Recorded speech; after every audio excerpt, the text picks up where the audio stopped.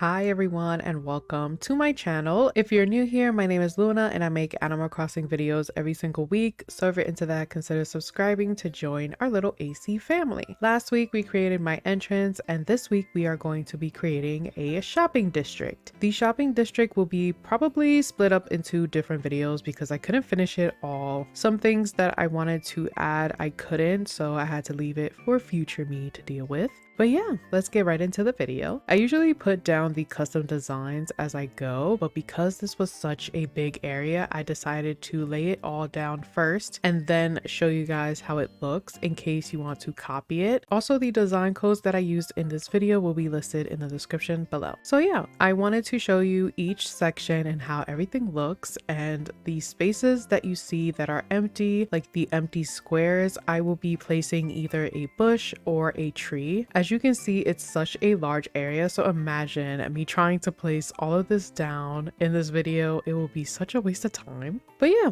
let's start decorating. So for this build, I was inspired by the beginning of the movie where Belle walks into her little town and she sings this provincial life. And I took the scene where Gaston says he has plans to marry Belle, and there were these three girls, maybe they are sisters, I'm not sure, in the background pumping water, and they were head over heels over Gaston. So that whole scene where she was walking through the bookstore, a bunch of food stores, I took all of the background into inspiration for this build. It's hard because most of the scenes in the movie is vertical, and since Animal Crossing doesn't allow moving the cameras as you're moving, I had to make sure everything was visible and horizontal, so that was probably the hardest part of this whole build. And there were a lot of things that I wanted to add here, but that's why I said it's probably going to be a part 2 to this, because I wanted to add the bookstore, but I wanted to create a character first and name it Bookstore and decorate the inside of the house into the bookstore that Belle always goes to, but that's going to be in a future video. So because I wasn't able to add the house, I decided to create a shopping district and add both the Able sisters and my Nooks Cranny just to get them out of the way. I might also add my museum somewhere here just so that they're all in one section and I don't have to worry about it when I'm decorating the other half of my island. But in the next video, I might work on Belle's house, you know, the first initial scene where she's getting out of her house and walking over the bridge. That's the scene that I want to create. So I want to create more of like a farm forest for her house, which will be on the left side of my island, and I might finish the shopping district in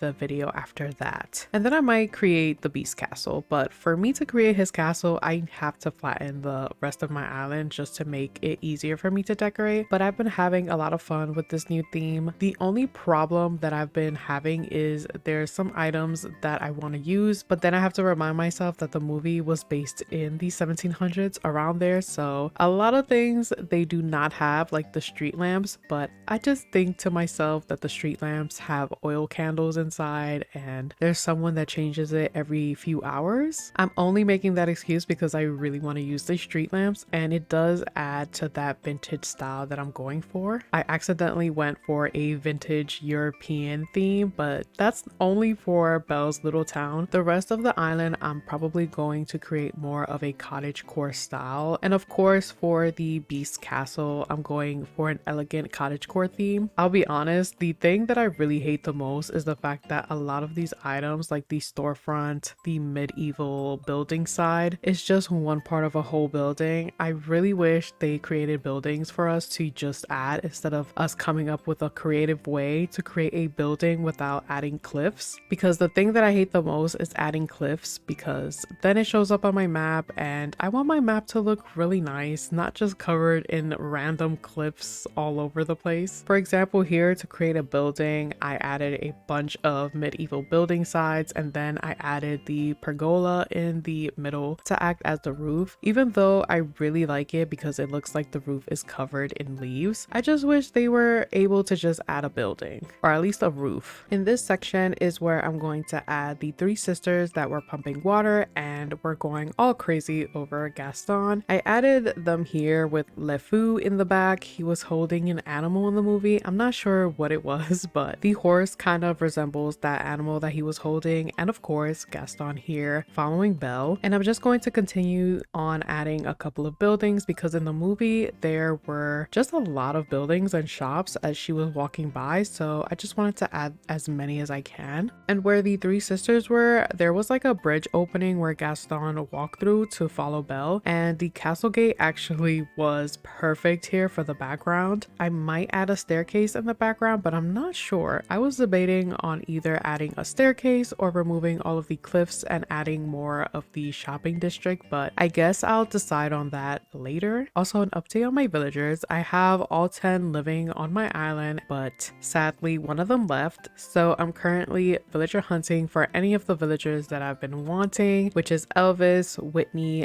Gaston, Elmer, and maybe Chops. I haven't gotten lucky at all with any of them. I did move in Marshall. You guys know I cannot live without him, but it's so hard looking for villagers that you want, and also what's even harder is you don't even know if they're in your move-in queue. And they say to let all of your plots autofill so that you can get those out of the way, or so that you know who's in your move-in queue, but I also don't even know how that works, because what if you did that, right? And now you just reset your queue and the villager that you want could possibly be in there, but you will never know. So is it even a good thing to just let your plots autofill? I don't know, but sometimes it's fun to see who you get, because sometimes the game is on your side and then there's times where it's not. Speaking of not being on your side, Isabelle, the one thing that she told me was about cluttering, and I love cluttering my island, and I understand that that's not everyone's cup of tea. I feel like if your game doesn't lag when you're walking through my island, I did something wrong. But for this new island, I decided to have a more open concept. So if you haven't noticed, I've left a lot of space open for you to walk through while still having some type of clutter on the side, like clean clutter. I just don't want to hear Isabelle tell me anything when I'm trying to reach that 5-star island rating. But yeah, for Nooks Cranny, I kind of turned it into like a little store for you to get some knickknacks or some food. For the Able Sister shop, I just turned it into a tailor shop, which that's what it is. But I added some cute little things on the outside to make it look more vintage. Now for this section behind the resident services, it was a little harder because I